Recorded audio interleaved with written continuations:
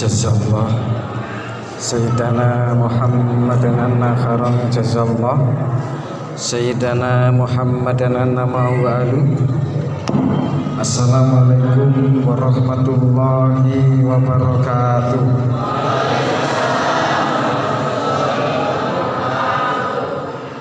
Sekeca pundi Bu? Niki napa niku? Niki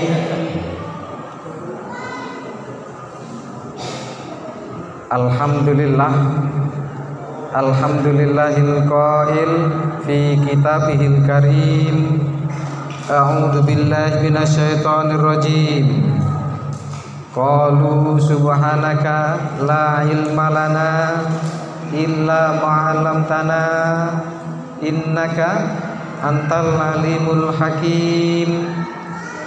Wassalatu wassalamu ala sayyidina Muhammadinil qail man nasiya sholata alayya nasiya tariqal jannah wa ala alihi wa ashabihi wa mawala la haula wa la quwwata illa billah. Ke Mekah pakai dokar. Jamaah, apa kabar? Baik. Sibuk jual akik ke kota Jabar. Ibu-ibu yang cantik, apa kabar? Ternyata ibu-ibu ini lebih respon, Pak, dibandingkan dengan bapak-bapaknya. Dan wanita itu, Pak Jumeri, kalau diomongkan cantik itu seneng betul, Pak. Irunge mekro. Wong lemu ki aja diomongi lemu. Nesu, Pak. Wong kok lemu kaya sumpel bom, mesti nesu. Lemu ki diomongi apa, Bu? Ben seneng bahenol. Oh, ibu-ibu yang bahenol. Jane maksudnya lemu. Wong kuru aja diomongne kuru. Langsing, padahal tinggal balung. Wong ireng diomongne ireng lho ya mo. Geleme diarani manis. Wong jerawatan ya mo diomongi jerawatan. Apa? Mbak bintang-bintang malam hari. Ibu-ibu hadirin sekalian yang dirahmati Allah yang terhormat, Bapak Kepala Desa Condong ya Pak ya, Pak Targili toh, kok mboten nate mriki toh? Nggih, nate mriki napa dereng? Pak Kaduse pundi Pak Kaduse? Ora teko.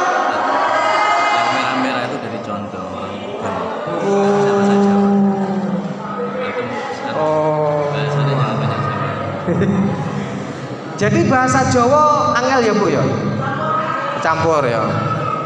Pak Kadusnya datang Pak. Bu Kadusnya mana Bu Kadus? Oh ada. Coba tanyakan kenapa Pak Kadusnya nggak datang, kenapa Pak Kadesnya nggak datang. Engko ora dipilih neh lho. Yang terhormat Pak Sekdes, datang Pak Sekdes. Enggak. Pak P2 UKD. Enggak juga. Masyaallah. Piye ta iki? Pak RT, Pak RT. Alhamdulillah. Ya jadilah Pak RT. Karena Pak RT ke atas itu pemerintahan desa. Kalau sampai Pak RT-nya nggak teko ya, waduh, nggak ada yang mewakili dari pemerintahan desa, kecamatan, kabupaten dan provinsi seterusnya. Karena Pak RT itu bahagian dari pemerintah, sohibul wilayah, yang punya wilayah. Kalau nggak disebut berabe kita semua. Yang terhormat Ketua Masjid Pak Sinten, Ketua Masjid Pak Samsul Huda, Bapak Haji Samsul Huda. Yang terhormat Ketua MWC Nahdlatul Ulama Jayapura, Bapak Ustadz Zainuddin SPMM. Yang terhormat Bapak Kiai Imanuddin selaku pengasuh Pondok Pesantren Sido Dadi, masih imut-imut. Yang terhormat Bapak Ustadz Muhammad Ali, insya Allah beliau tokoh yang tak tergantikan di Condong, insya Allah. Bapak Ustadz Jumeri, bapak-bapak, ibu-ibu yang tidak bisa saya sebutkan satu persatu, tapi yakin seluruh jamaah yang hadir, ibu-ibu ini majelis taklim, berapa majelis taklim ini Bu? 5 majelis taklim. Yang dari Condong Pak Kades sana ada yang datang? Oh ada ya? Oh alhamdulillah. Pikir saya cuma sini aja, satu desa ya Bu ya. Jumat Legi, jangan legian. Kalau legian ini bahaya. Legian ini tempat maksiat di Bali. Yang pernah ke Bali ada bom Bali, itu tepatnya di Legian. Yang sampai 300 sekian yang mati itu Bu di bom. Memang wajar Bu. Siapa yang pernah ke sana? Ke Legian? Ada? Pak, pernah ke Legian? Saya pernah Pak. Bu, jadi ke Legian itu tempat di mana bebas seluruhnya. Ada 5 lorong yang menuju Legian siang malam. Orang di situ masyarakatnya buka panggung bebas, nyanyi, laki-laki perempuan, transaksi narkoba di depan polisi, mereka biasa. Terus saya mikir kalau seperti ini wajar dong kalau di bom. Laki-laki perempuan setengah telanjang joget-joget, baunya itu bau miras. Masya Allah. Sepanjangan jalan Bu. Pokoknya surga bagi orang yang suka.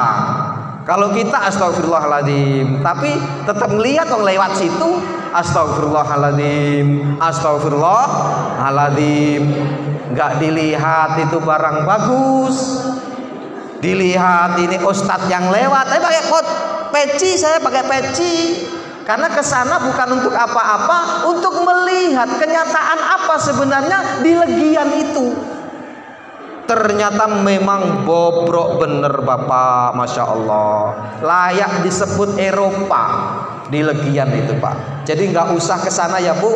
Dan majelis kita jangan kemana? Ke Legian, nggak usah. Ke Jumat Legi, jangan Legian. Ibu, bapak, hadirin sekalian yang dirahmati Allah, manusia itu memerlukan ilmu, betul? Betul. Siapa yang nggak butuh ilmu? Nggak ada. Bahkan pembeda antara kita dengan hewan itu juga letaknya sesungguhnya di ilmu. Sampai Imam Ahmad bin Hambal itu mengutip sebuah tulisan, bahkan konon kabarnya beliau yang menulis sendiri, bukan mengutip dari orang lain. Apa kata Imam Ahmad ibnu Hambal? Imam Ahmad ibnu Hambal mengatakan tentang ilmu ini, an-nasu muhtajun, manusia itu semua membutuhkan al-ilm, muhtajuna ilal ilmi, manusia semua membutuhkan ilmu. Aktsara min hajatihim ila ta'am wasyarab, lebih banyak pentingnya terhadap ilmu dibandingkan dengan pentingnya terhadap makan dan minum. Li'anna at-ta'ama wa syaraba yuhtaju ilaihi fil yaumi marratan aw marrataini aw thalathu marrat. Kata beliau, kenapa demikian? Kenapa manusia lebih banyak pentingnya, lebih banyak berhajat kepada ilmu dibandingkan dengan makanan? Karena makanan itu hanya dihajatkan, hanya dibutuhkan dalam sehari semalam 1, 2 atau 3 kali saja. Ibu makannya 3 kali, apa 2 kali, apa 1 kali? Apa 4 kali? 4 kali sama mentong. Wong Komering tahu mentong? Wong Ogan tahu krek mentong nggak? Mentong itu bubuh luwot. Apa bubuh luwot ya? Makan tambahan. Misal jam 3 sore makan lagi, itu namanya mentong. Malam mau tidur makan lagi, namanya mentong. Jadi manusia butuh makan itu hanya 1 kali, 2 kali, atau 3 kali saja, atau 4 kali lah. Tetapi wal ilmu yutaju bi adadil anfas. Kata Imam Ahmad Ibnu Hanbal bahwa manusia menginginkan, membutuhkan yang namanya ilmu itu sebanyak nafasnya, Pak. Berapa kali jenengan bernafas sehari semalam, Bu? Pak, berapa kali jenengan bernafas sehari semalam? Enggak terhitung. Berapa kali? Nah, sedikit itu sudah 5 kali. Kali sekian puluh tahun. Itu oksigen punya siapa, Bu? Punya siapa, Bu? Punya Allah. Dulu waktu corona, oksigen itu 1 tabung isinya untuk bernafas 3 jam itu harganya 300.000. Kalau hari ini kita dihitung-hitung sama malaikat, berapa tabung kita yang harus bayar? Gratis. Begitu juga kebutuhan manusia terhadap ilmu itu sebanyak nafas manusia. Mau tidur butuh ilmu, Bu. Butuh ilmu. Apa bacaan doa mau tidur, Ibu? Nah, mau tidur. Bismika Allahumma ahya wa bismika amut. Meskipun ini doanya TK, nggak apa-apa, dibaca juga. Tapi ditambah Bismillahirrahmanirrahim 21 kali. Kemudian ayat kursi berapa? 21 kali. Atau kalau mau tidur dan ngantuk, dah sekali saja. Kemudian kul a'udzu birabbil falaq, kul a'udzu birabbin nas, 1 kali saja. Lalu kemudian wirid sampai tidur. Wiridnya apa? Monggo jenengan. Apa Allah, Allah, Allah, Allah, atau salawat sallallahu ala Muhammad sallallahu ala Muhammad sampai tertidur les. Maka ketika kita tidur, sebelum tidur kita berwirid, sebelum tidur kita berzikir Allah, Allah, Allah, maka Allah catat selama tidur kita itu akan mendapatkan pahala berzikir. Asalkan jangan begitu sudah berzikir update status, nah itu putus, terputus. Mau tidur update status dulu. Bahkan bapaknya bingung. Kenapa bingung? Karena malam-malam istrinya merias wajahnya. Ditanya sama bapaknya, "Hei Bu, kenapa malam-malam merias wajahmu?" "Iya, tadi HP saya waktu saya setel wajah, kan ada kan HP itu dibuka baru kalau kena wajah. Nah, waktu di setting itu wajahnya sedang bermake up. Jadi nggak kenal HP-nya dengan dia." Jadi malam-malam pakai make up, putus nggak boleh. Pokoknya begitu mau tidur, ibu baca doa, kemudian wirid ringan mengantarkan ibu sampai tidur. Begitu ibu tertidur, maka sungguh Allah akan menulis sepanjang tidur kita bapak sebagai zikir kepada Allah Subhanahu wa ta'ala. Ilmu. Begitu bangun, butuh ilmu, butuh. Apa bacaannya? Bangun tidur, Mbah, kenapa bacaannya? Alhamdulillah ahyana ba'da ma amatana wa ilaihin nusyur. Ilmu. Mau masuk kamar mandi, bangun tidur tadi masuk kamar mandi. Mau masuk kamar mandi, apa doanya, Bu? Yes. Setelah itu mandi. Apa doanya mandi? Bapak, karena malam sepak bola sama bapaknya misal nih, harus mandi wajib. Apa doa mandi wajib? Bu, mandi wajib. Lho anake wis 3 lho. Wis enak sing duwe putu ora iso mandi wajib. Bu, niat mandi wajib.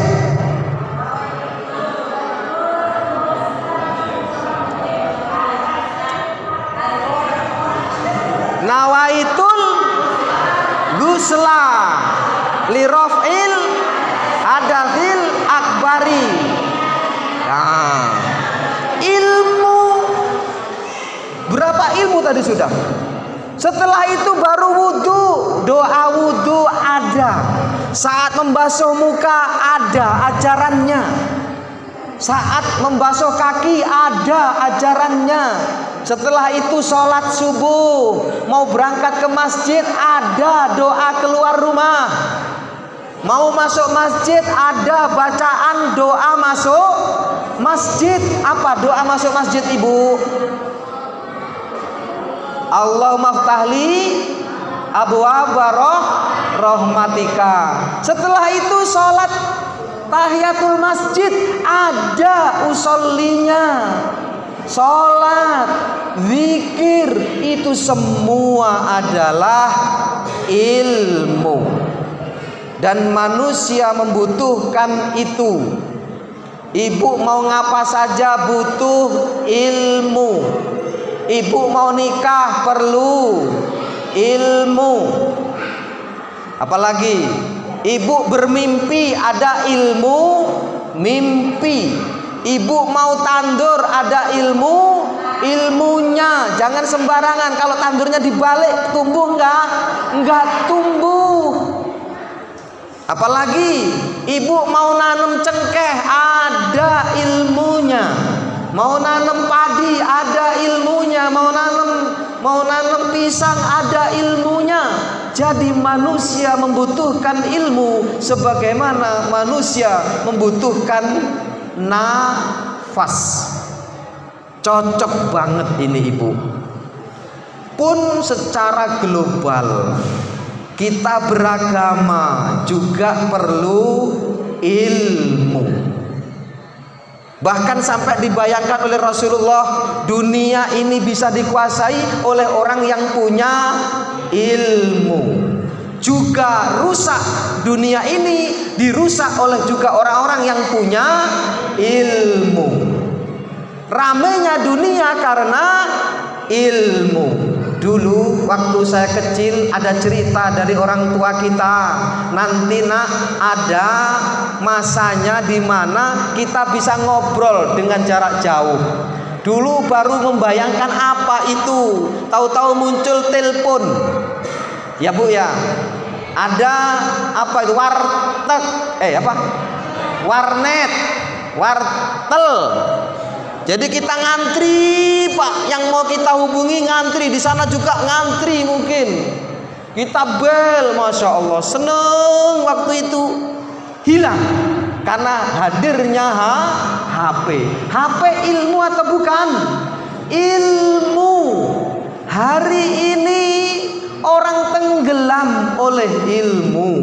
Hari ini orang euforia dengan ilmu. Hari ini orang bisa cerdas karena ilmu.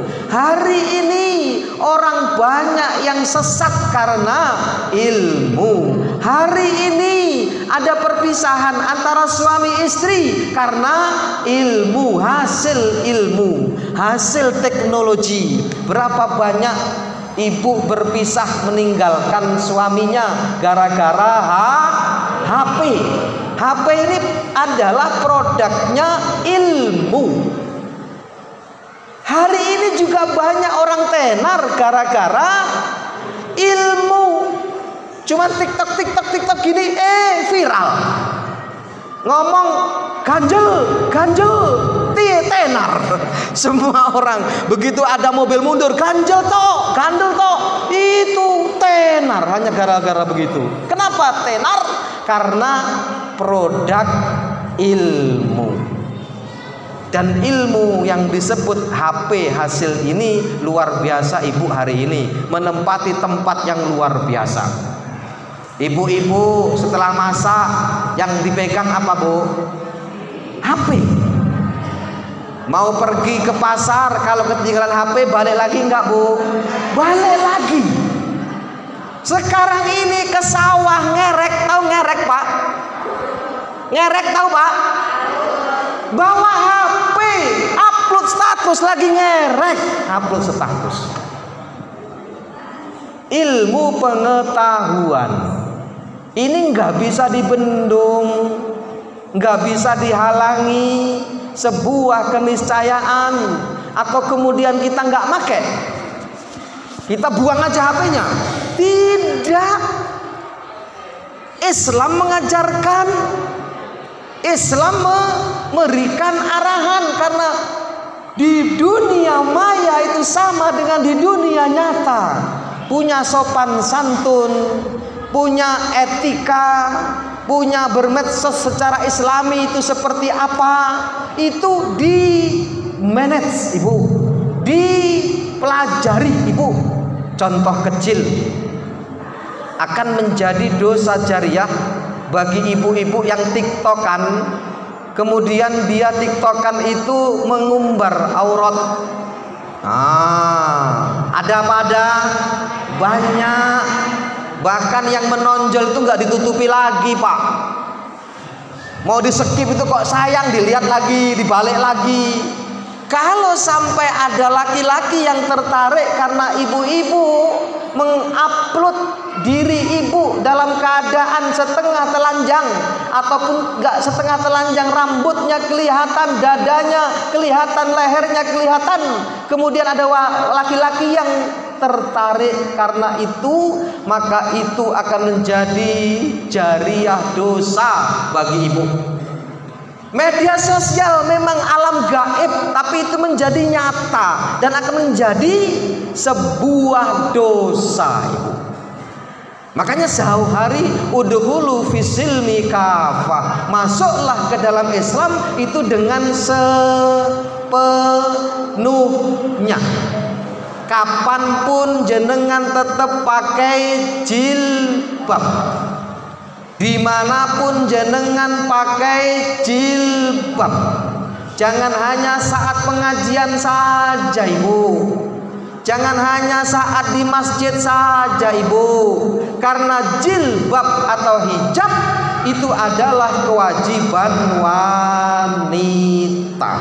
Dosanya apa Pak Ustadz? Kalau jenengan keluar rumah tidak pakai hijab, maka sejam jenengan nggak pakai hijab, maka dosanya 1 jam itu dihitung semuanya, dari mulai 1 detik ke 1 jam itu dihitung dosa itu. Bahkan rambut itu juga aurat. Pernah suatu ketika ada sahabat Utsman bin Affan. Sahabat Utsman bin Affan ini ibu adalah sahabat yang luar biasa, karena beliau dikasih kemampuan oleh Allah untuk dapat melihat sahabatnya yang ketemu dia, itu dia bisa memprediksi apa yang dilakukan sejam 2 jam yang lalu.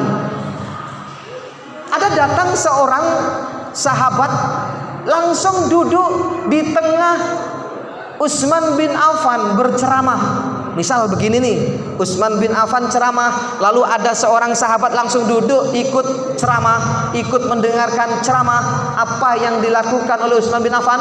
Hai sahabatku, jangan duduk dulu. Jangan engkau duduk dulu langsung meneruskan, langsung mendengar ceramahku, tapi engkau bertobat dulu, istighfar dulu, kamu baru melakukan dosa. Bingung, sahabat ini bingung. Hei Utsman, kamu jangan main-main. Aku nggak berbuat dosa di luar sana. Aku benar-benar tidak berbuat maksiat. Kenapa engkau menuduh aku berbuat maksiat? Lalu Utsman bin Affan ngomong, kamu baru saja melihat sehelai rambut perempuan dan engkau tertarik dengannya. Kenapa? Al-ilmu nurun. Ilmu itu adalah cahaya.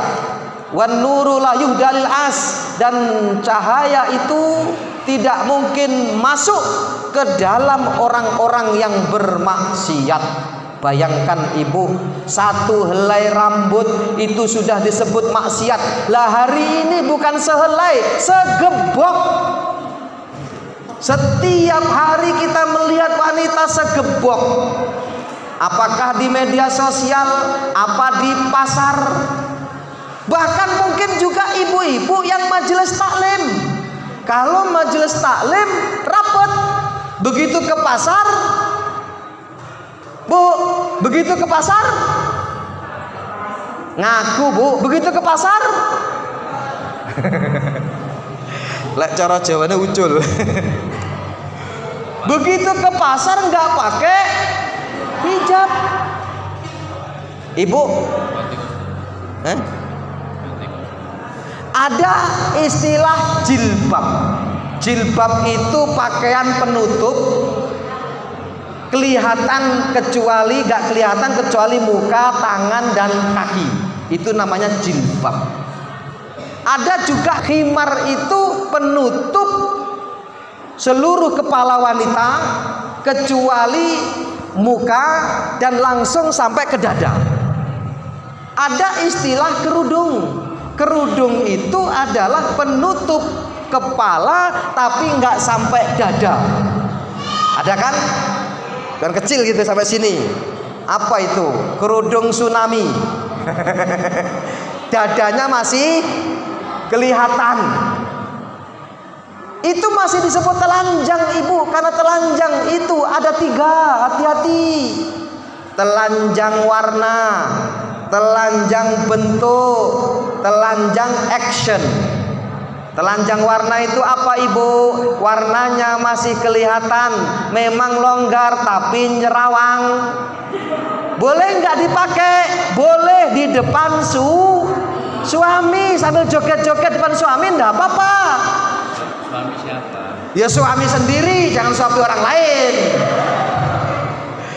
Apalagi diupload di Facebook, di YouTube, naudzubillah tsumma naudzubillah, itu akan menjadi jariah dosa. Itu namanya apa? Telanjang warna, warnanya kelihatan. Ada telanjang bentuk memang lebar tapi sempit, yang menonjol kelihatan. Ini masih disebut telanjang. Ada lagi telanjang action. Maksudnya telanjang action apa, ibu? Memang berukut tapi lenggak-lenggoknya menggoda. Kalimatnya menggoda. Assalamualaikum, waalaikumsalam. Bahaya itu. Malam-malam update status, saya sendiri nggak bisa tidur, suami sudah tidur. Itu telanjang action namanya. Hati-hati, ibu. Manusia memang produk ilmu, tapi manusia bisa hancur dengan produk ilmu. Yang sekarang nyata adalah HP, ibu. Hati-hati. Makanya orang Tegal ngomong, the man behind the gun, not the gun behind the man. Manusia yang di samping alat, bukan alat yang di samping manusia. Maksudnya apa? Manusia yang mengendalikan alat. HP dijadikan sebagai alat komunikasi, alat silaturahim, alat mengupdate sesuatu yang baik.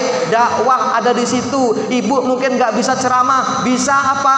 Men-share pidato-pidato, ceramah-ceramah orang yang ahlu sunnah wal jamaah, mengupload atau meng-share ceramahnya Gus Baha. Dapat pahala nggak Bu? Dapat. Di grup-grup mengupload, meng-share ceramahnya Ustadz Abdul Somad misal. Dapat pahala nggak Bu? Dapat. Mengupload, meng-share ceramahnya siapa? Anwar Zahid. Dapat enggak? Dapat. Kenapa? Mandalla ala khairin falau mithlu ajri fa'ili. Orang yang menunjukkan jalan kebenaran, maka sungguh Allah akan beri dia pahala tanpa mengurangi pahala yang menunjukkan tadi. Enak apa enak? Enak. Ini bisa malapetaka, HP bisa jadi amal jariah. Tergantung sama siapa yang memakai. Manusianya, siapa yang makainya. Kemudian lebih spesifik lagi Ibu, di dalam Islam ini, beragama kita di Indonesia ini itu sangat luar biasa. Ada dominasi-dominasi, ada di sana kotak-kotak, ada di sana aliran-aliran, ada di sana paham-paham. Banyak banget Ibu Bapak paham di Indonesia ini.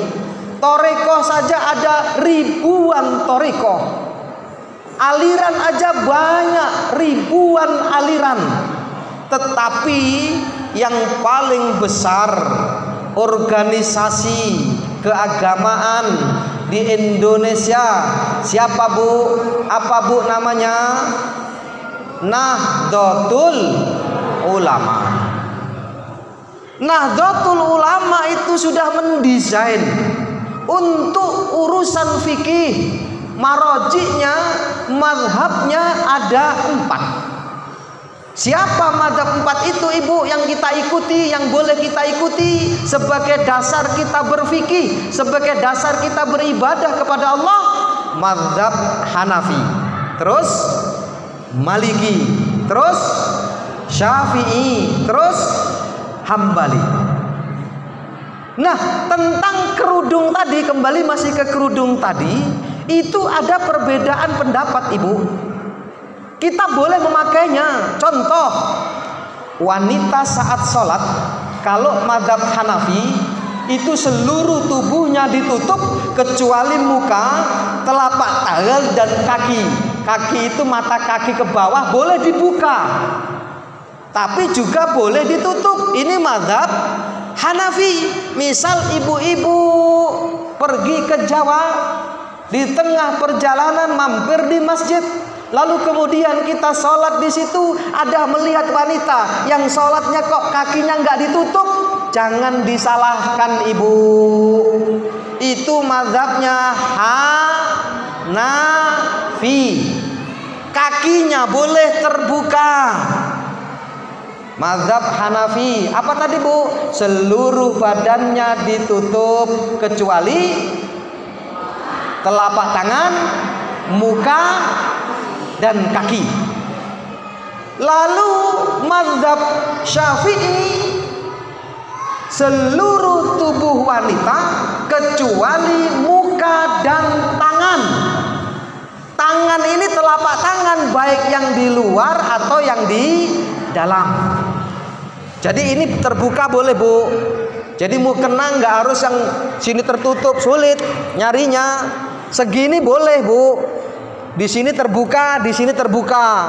Ini mazhab Syafi'i. Ini ilmu Ibu. Ilmu yang penting bagi ibu-ibu. Minimal ini Bu, jenengan madhabnya Syafi'i kan? Mayoritas kita Syafi'i. Maka kalau sholat, bukalah mukanya dan telapak tangan, kakinya tutup.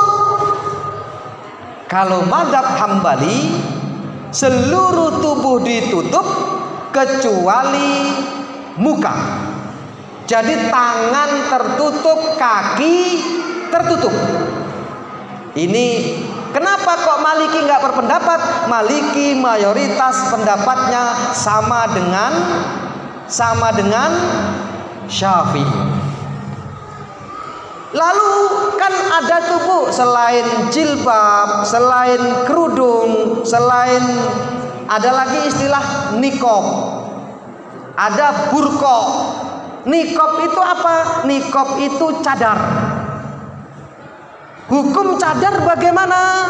Nah, kita lihat Ibu. Hanafi, muka itu adalah ditutup waktu muda, dibuka waktu tua. Jadi kalau muda pakai, tua nggak pakai.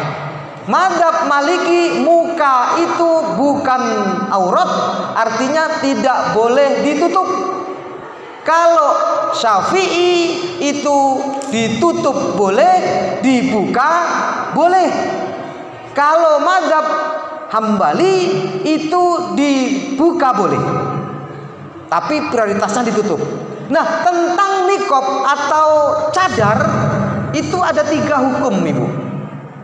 Kalau mazhab Syafi'i, cadar itu hukumnya wajib atau sunnah.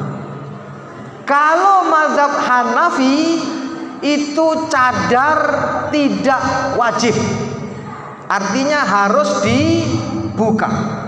Kalau mazhab Hambali, cadar itu mubah. Mubah itu apa? Boleh ditutup atau boleh pakai cadar, boleh nggak pakai cadar. Jadi ternyata Ibu, Bapak, ini baru ilmu hijab sudah sebanyak itu. Baru ilmu hijab saja kita sudah harus wanti-wanti. Jangan pernah menyalahkan, karena orang-orang yang kita lihat sekarang ini boleh jadi mereka bermadzhab lain, tapi tetap mungkin dalam kajiannya orang Nahdlatul Ulama. Contoh kecil lagi, khutbah Jumat.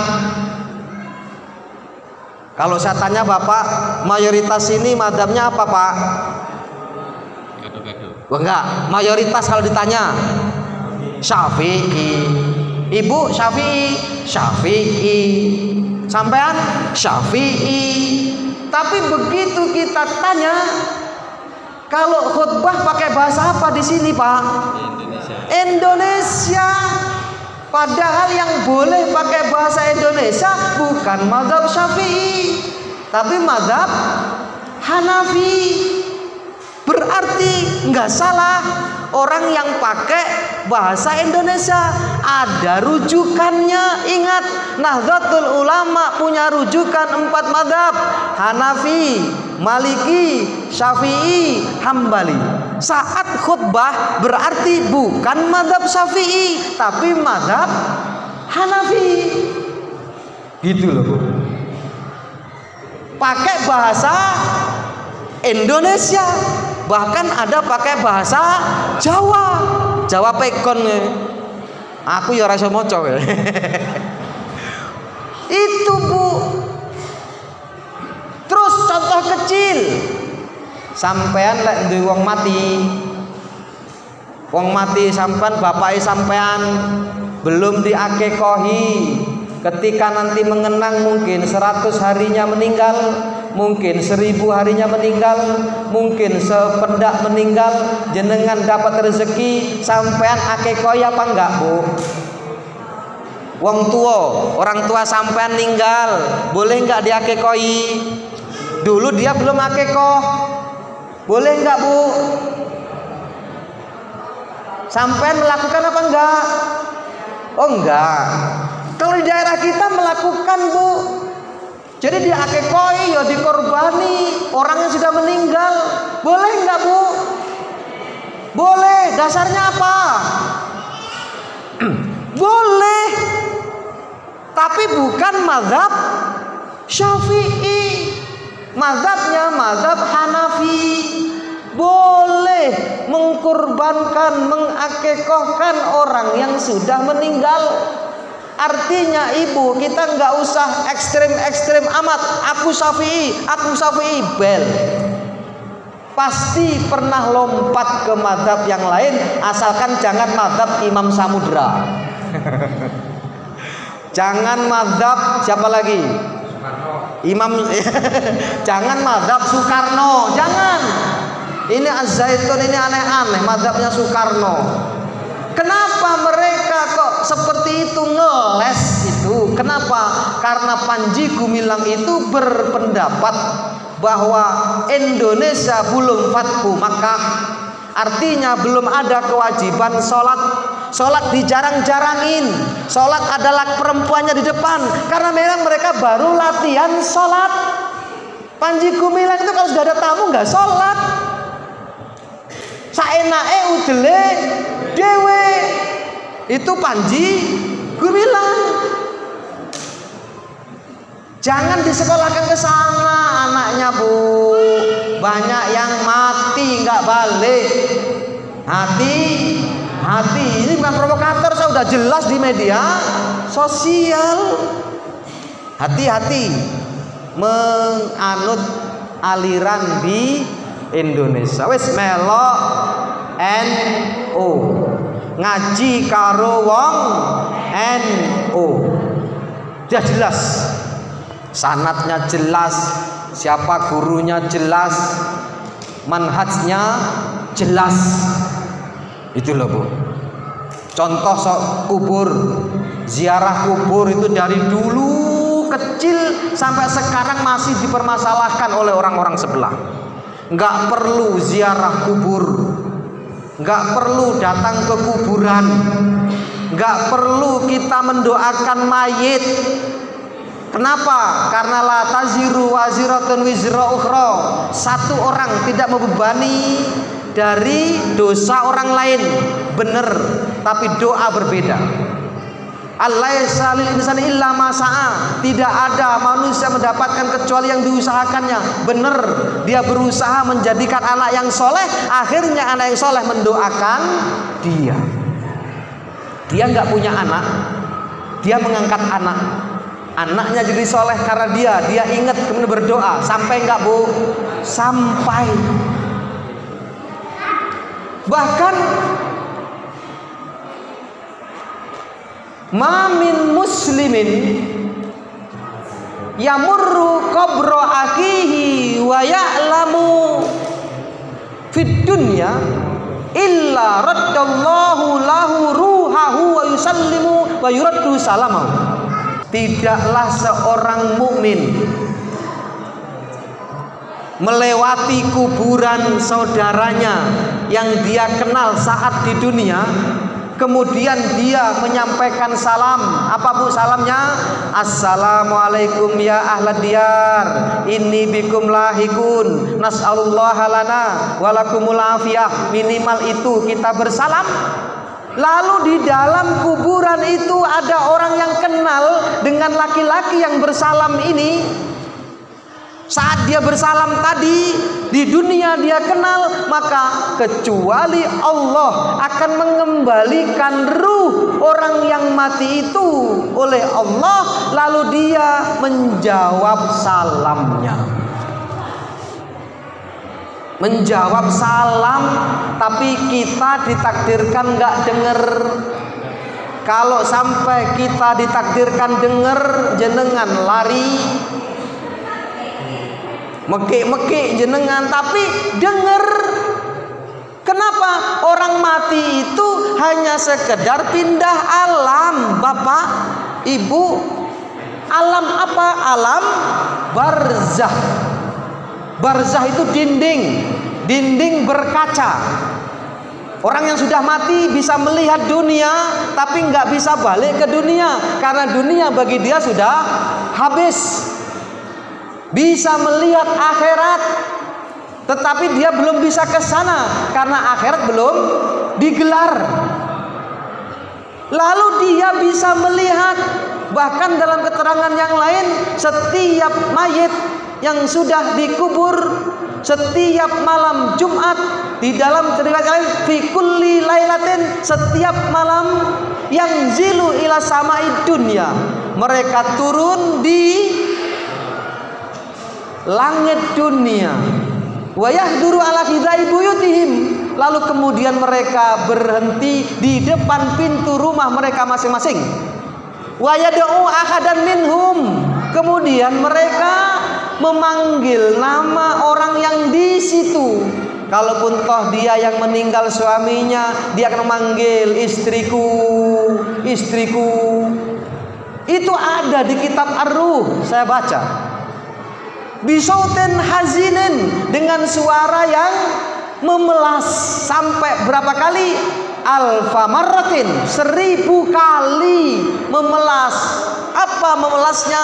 Hai kalian yang hidup, hai kalian yang sudah memakan hartaku, hai kalian yang sudah menempati rumahku, jangan lupakan kami, doakan kami. Kami di tempat yang sepi, kami tidak bisa beramal lagi. Kalian yang bisa beramal, beramallah, berdoalah untuk kami. Itu jeritan orang yang sudah meninggal.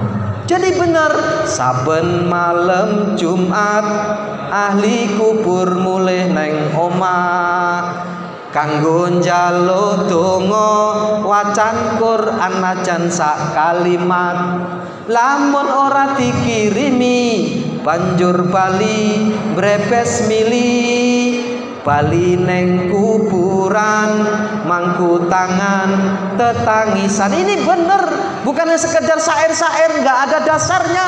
Ada, meskipun orang sebelah mengatakan itu nggak guna, nggak mungkin, nggak sampai Fatihah, nggak sampai mbahmu.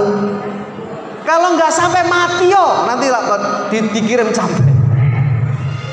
Orang-orang sebelah ngomongkan ini bid'ah dan lain sebagainya. Kita tetap terus. Kenapa? Sampai. Sampai apa sampai, Bu? Sampai. Di dalam kitab Ar-Ruh disebutkan lebih dari 28 dalil yang mendalilkan bahwa apa yang dilakukan orang yang hidup, apa yang dilakukan dibacakan orang yang hidup, apa yang diinfakkan orang yang hidup, sampai kepada yang mati. Lebih dari 28 dalil. Nggak perlu ke kuburan, sama aja. Kan di rumah juga berdoa. Ada kan yang ngomong gitu? Bener apa bener? Bener apa bener? Nggak bener, Bu. Bener. Salah.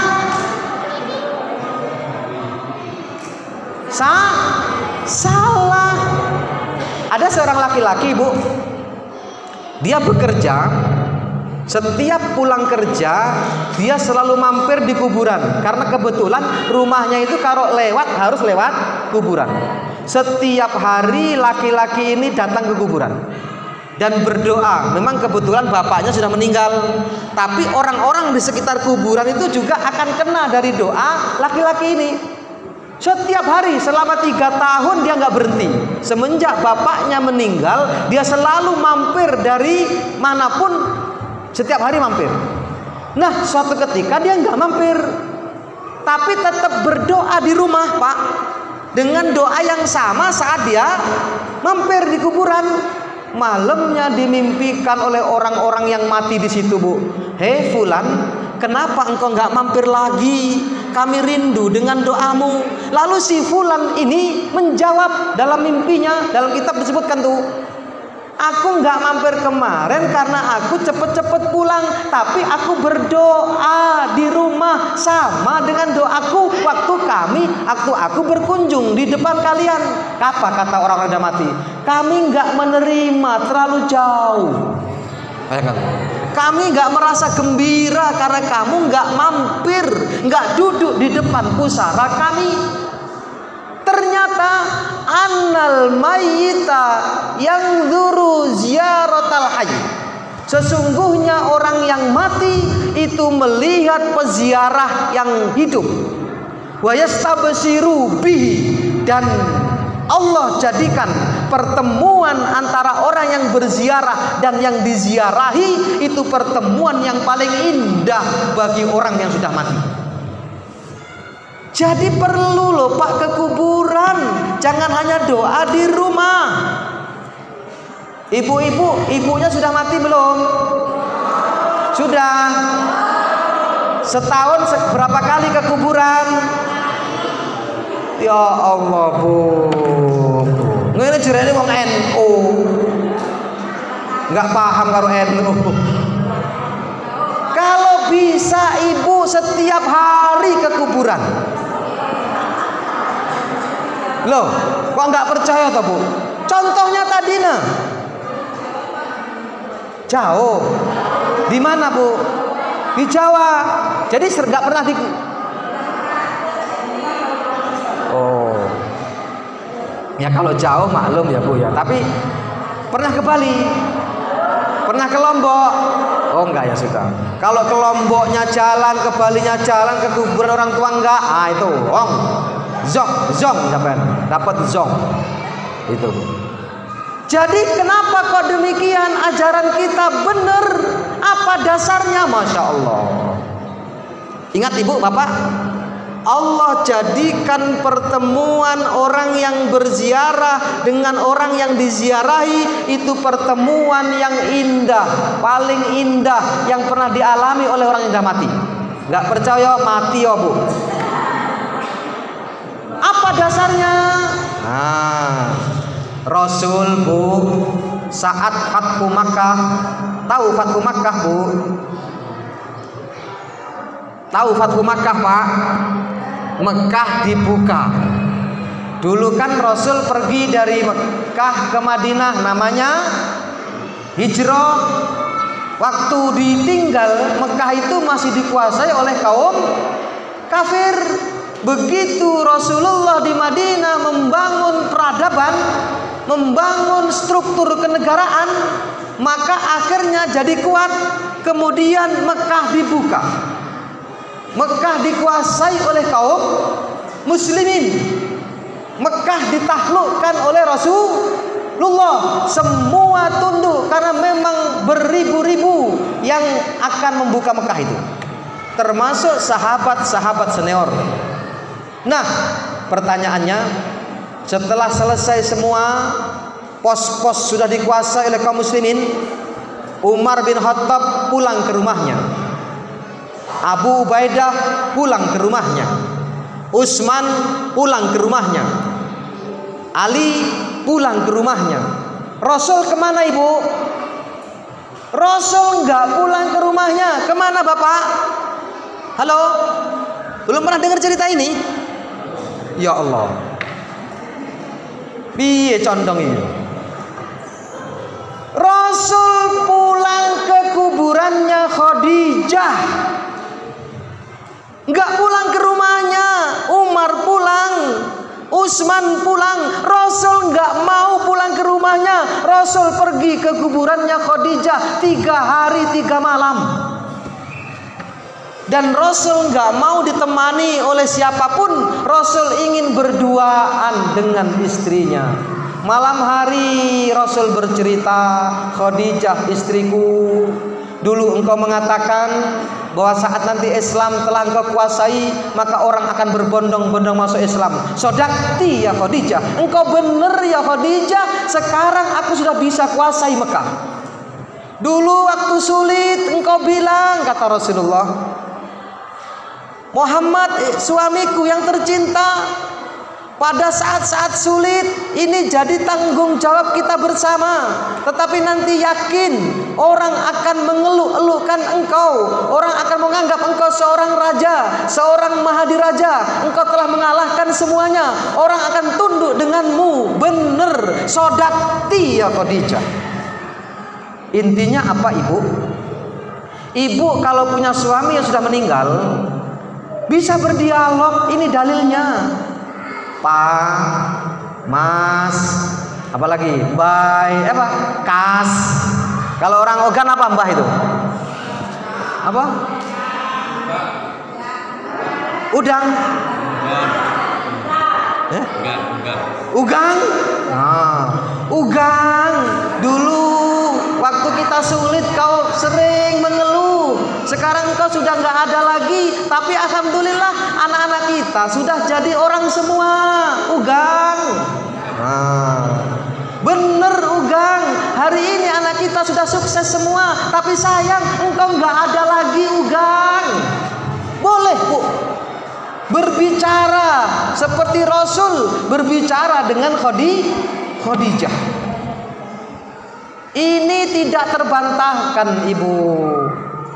Kenapa? Nanti imbasnya Ibu ketika kita di kuburan mendoakan suami kita, mendoakan orang tua kita, mendoakan anak kita, mendoakan paman kita yang sudah meninggal, maka sekitarnya akan mendapatkan keberkahan Ibu.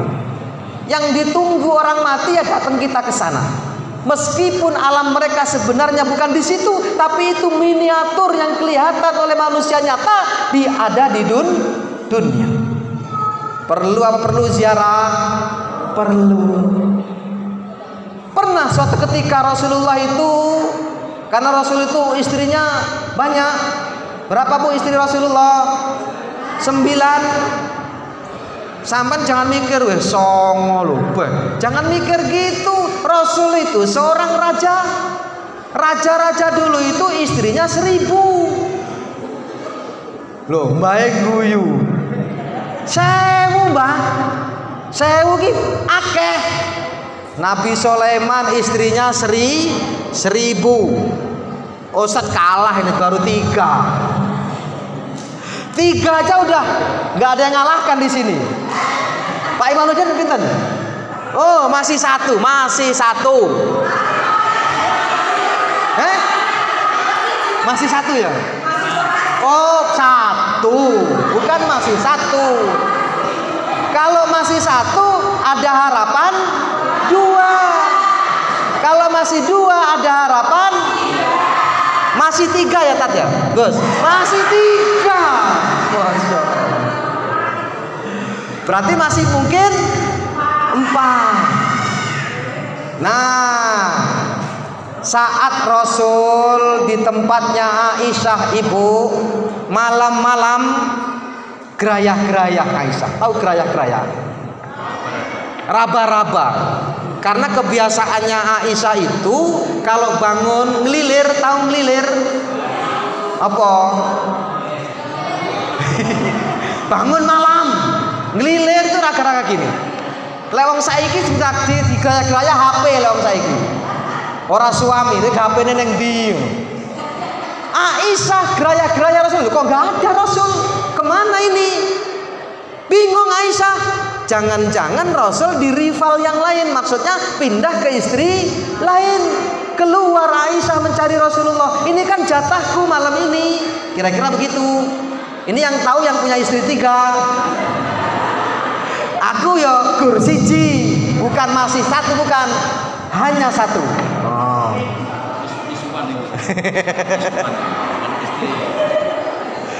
Lalu Aisyah keluar mencari Rasul. Sekelebatan dilihat Rasul di kuburan Baqi. Rasul di kuburan Baqi ngapain? Saya percaya tanya sama ibu, kalau Rasul doa di rumah manjur nggak? Manjur. Mustajab enggak? Mustajab. Tapi Rasul enggak menganggap cukup hanya berdoa di rumah. Rasul malam-malam hari masih ziarah kubur. Di mana? Di kuburan Baqi. Kuburan Baqi itu kuburan siapa? Kuburannya syuhada yang mati di medan perang Badar. Rasul berdoa di situ. Pertanyaannya, siapa bilang bahwa ke kuburan itu bid'ah? Siapa bilang ke kuburan itu enggak penting? Rasul manusia maksum, Rasul manusia yang terjaga, Rasul yang hidupnya mulia, yang doanya pasti manjur, masih perlu datang ke kuburan. Apalagi kita, Ibu. perlu ke kuburan.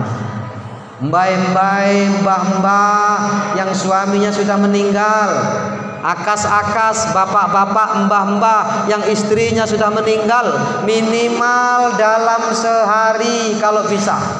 Sehari nggak bisa atau tiap hari nggak bisa, minimal seminggu, sepekan. Itu dipilih di hari apa? Di hari Kamis setelah asar. Nanti keterangannya kalau pertemuan berikutnya. Kenapa harus setelah asar? Terus kalau seminggu nggak bisa, sepekan nggak bisa, minimal sebulan sekali. Sebulan sekali nggak bisa, minimal setahun sekali. Kalau setahun sekali nggak bisa, lajulah. Kasihan ibu, mereka menunggu doa kita, bukan hanya doa di rumah. Lalu bagaimana kalau kita membawa kembang, boleh apa enggak? Kita akan sampaikan di kesempatan yang berbeda.